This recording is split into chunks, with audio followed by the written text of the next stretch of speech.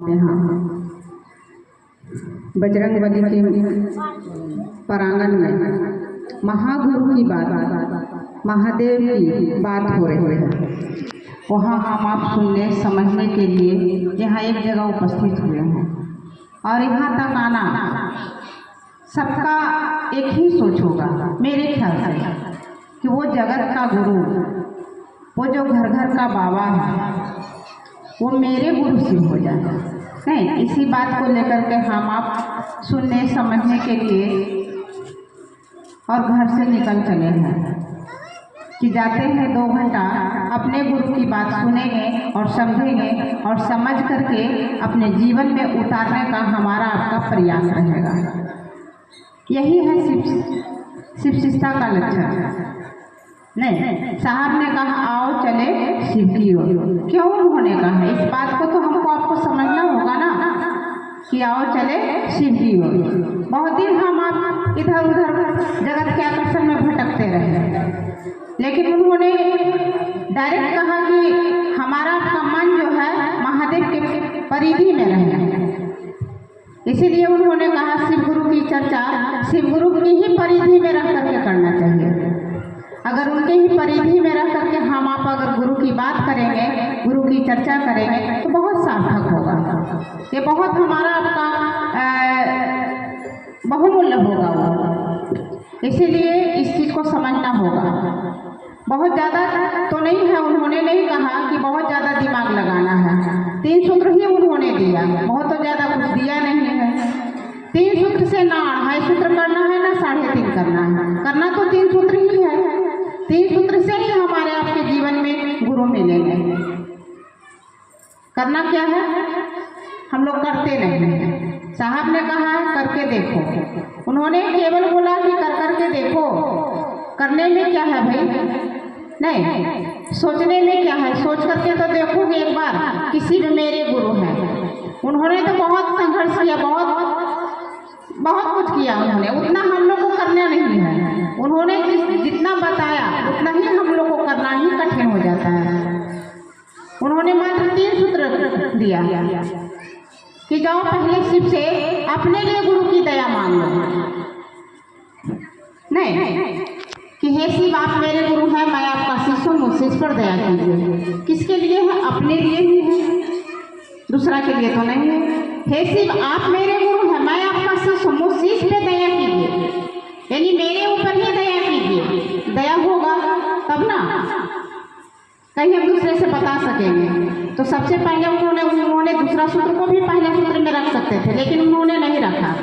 पहले सूत्र में दया की याचना अपने गुरु से करने के लिए कहा, लेकिन हम लोग करते नहीं हैं। करना चाहिए, करिएगा, बहुत दया होती है, सचमुच में बहुत गुरु की दया होती है।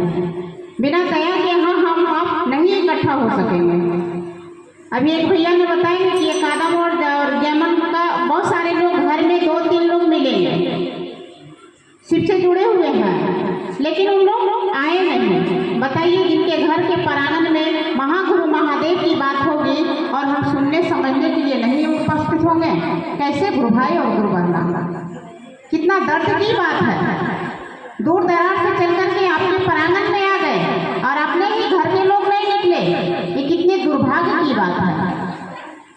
क्या कीजिएगा, यही है अज्ञानता। कहता है ना लोग ज्ञान और अज्ञान में क्या फर्क होता है, यही अज्ञानता है। हम आप अपने घरों से निकल करके नहीं आए, सोचिए कितनी दुर्भाग्य की बात है। ऐसा मौका क्या बार बार आता है? आना चाहिए। जीवन भर हमारा आपका ये जगत का आकर्षण में हम आप खोए रहते हैं। 1 घंटा तो महादेव के लिए निकालिए। 24 घंटा का दिन रात का समय होता है, बताइए 24 घंटा हम अपने लिए सोचते हैं, अपने काम काज के लिए ही सोचते हैं और कहते हैं कि हे शिव आप मेरे गुरु हैं। तो ये कैसा गुरु रे, जिसके बारे में हम आप कुछ सोचते ही नहीं हैं, जिसके बारे में हमारे आपके कोई दर्द ही नहीं है, कोई बेचैनी नहीं है, कोई तड़पण नहीं है। ये कैसा गुरु, कहने का केवल, नाम का केवल कि मेरा है, ये तरस आता है लोगों पे। कम से कम बहुत ज़्यादा तो नहीं होगा, अपने बच्चे जितना प्रेम तो नहीं कर सकते हैं, अपने मकानों इतना प्रेम तो नहीं कर सकते हैं, अपने पति ऐसा प्रेम नहीं कर सकते हैं, लेकिन एक टूटी हुई चप्पल से जितना हमारे आपके मोहब्बत है उतना तो गुरु से कर सकते हैं ना, या उतना भी नहीं कर सकते हैं? उसके लायक भी हमारे गुरु नहीं है क्या? फिर किस लिए गुरु बनाए? फिर किस लिए मेरे जीवन में गुरु और शिष्य की बात आई भाई? जैसे पहले थे आज भी वैसे ही रहते? नहीं, क्या फर्क है? पहले भी शिव को गुरु नहीं बनाए थे तब भी ऐसे, और शिव को गुरु बना लेने के बाद भी ऐसे, तो क्या फर्क रह जाएगा? कुछ तो बदलाव आना चाहिए ना, क्योंकि गुरु ज्ञान देता है, जीने की समझ की बताता है, अंधकार से प्रकाश की ओर ले जाता है। गुरु का काम ही है ज्ञान देना, तो ज्ञान का अर्थ होता है समझ। तो हमको आपको भी तो समझ होना चाहिए, क्योंकि ये गुरु मामूली गुरु नहीं है, ये कमाल का गुरु है, बहुत कमाल का है ये। जितना इनमें सटिएगा ना उतना समझ में आने लगेगा, जितना इनको अपना बनाने का कोशिश करिएगा ना उतना उससे ज़्यादा कई गुना समझ में आने लगेगा कि ये सचमुच में ये नाम का गुरु नहीं बल्कि काम का गुरु है। लेकिन सटिएगा तब ना, अपना बनाइएगा तब ना। किसी को भी अपना बनाइएगा, चलते हुए राही से भी प्रेम करना सीख जाइए, देखिए उसका रिजल्ट क्या होता है, क्योंकि प्रेम में ही प्रवाह होती है। जैसे ही प्रेम होगा किसी चीज से भी, किसी वस्तु से ले लीजिए या किसी भी चीज से लीजिए, तो धीरे धीरे ऑटोमेटिक है आपका उसका रिजल्ट मिलना शुरू हो जाएगा, क्योंकि प्रेम में ही सब कुछ, प्रेम में ही है सब कुछ, कहीं दूसरा जगह नहीं है। और सोचिएगा प्रेम में व्यापार करेंगे और तब उसका रिजल्ट होगा, नहीं संभव है, क्योंकि प्रेम में कोई दीवारें खड़ी नहीं होती, कहीं कुछ नहीं, कोई डिमांड नहीं होती है, तब प्रेम, ऐसी प्रेम होनी चाहिए। और ऐसा प्रेम हम आप करना सीखे, सचमुच में कमाल हो जाएगा। दर दर भटकते हैं ना कि हमारा घर सुंदर हो, परिवार सुंदर हो, हमारा आपका मन सुंदर हो, लेकिन आखिर क्यों नहीं सुंदर हो रहा है? इस पर जरा कभी ठहरे हैं, कभी सोचे हैं इस पर कि आखिर क्यों सुंदर नहीं है, क्यों सुंदर नहीं होता है? हमारा आपका मन इतना चंचल है, जो जैसे बताता है उधर ही भाग भाग करते हैं, पूरे दिन भागने में ही लगे रह जाते हैं, लेकिन घर लौटते हैं केवल खाली हाथ।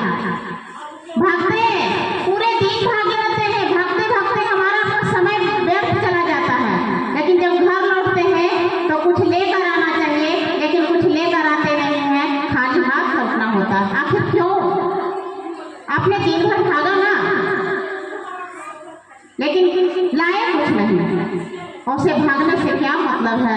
साहब ने थर्मामीटर दे करके गए हैं, समय पर जरूरत पर थर्मामीटर को लगाने के लिए सीखिए। क्या फिर क्यों ऐसा होता है? पूरे दिन भागते हैं लेकिन हासिल कुछ नहीं होता है, आखिर क्यों? इस पर विचार कीजिएगा तब ना, इस पर ठहरना होगा। मामूली नहीं है 3 सूत्र, कहना आसान है, करना बहुत कठिन है।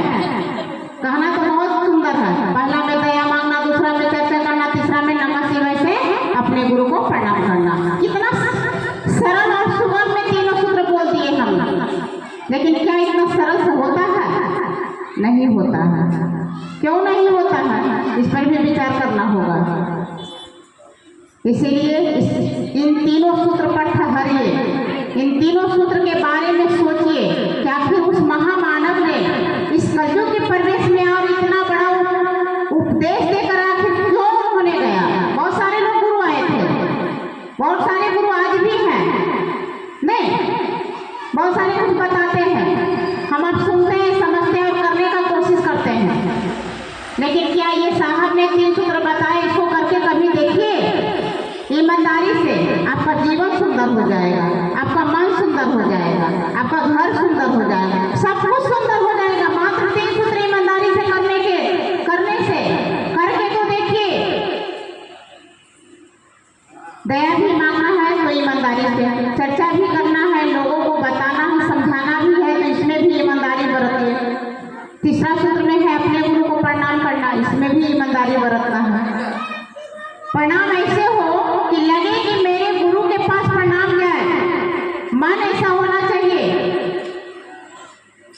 नहीं करिए, प्रणाम तो महामंत्र है, ये बहुत आपको बहुत फायदा है। अगर ये सूत्र करिएगा, नमः शिवाय से अगर प्रणाम प्रत्येक दिन हो जाए, गलती से भी अगर एक बार भी प्रणाम चला जाएगा तो कमाल हो जाएगा। इसलिए कोशिश में रहिए। कहता नहीं, कोशिश करने वाला को कभी हार नहीं होती है। इसलिए कोशिश करते रहना चाहिए हम सबों को कि गलती से भी एक बार भी महादेव को प्रणाम हो जाए तो कमाल हो जाएगा। हमारा आपका जीवन संभल जाएगा, सुंदर हो जाएगा। क्योंकि सत्यम शिवम सुंदरम, वही सत्य है और वही सुंदर है, वरना दूसरा कहीं कुछ नहीं है। दूसरा जगह हम आप माथा टेकते रह जाइएगा, कुछ हासिल नहीं कर पाइएगा। सभी जगह ठगाए हैं, आज भी ठगाएंगे, जीवन भर ठगाए हैं, ऐसा नहीं है। और आज भी हम आप, मेरे गुरु इतना बड़ा गुरु है और इतने बड़े गुरु का हम आप शिष्य बनने की कोशिश में है, चाहत में है, और फिर वही काम करेंगे तो फिर क्या मतलब रह जाएगा। इसलिए गुरु की ही परिधि में रह करके ये तीनों काम कर लिए, ईमानदारी से करते रहिए, लगातार करते रहिए, आपका जीवन सुंदर में हो जाएगा। चलिए आप सबों को मेरा प्रणाम को स्वीकार करें।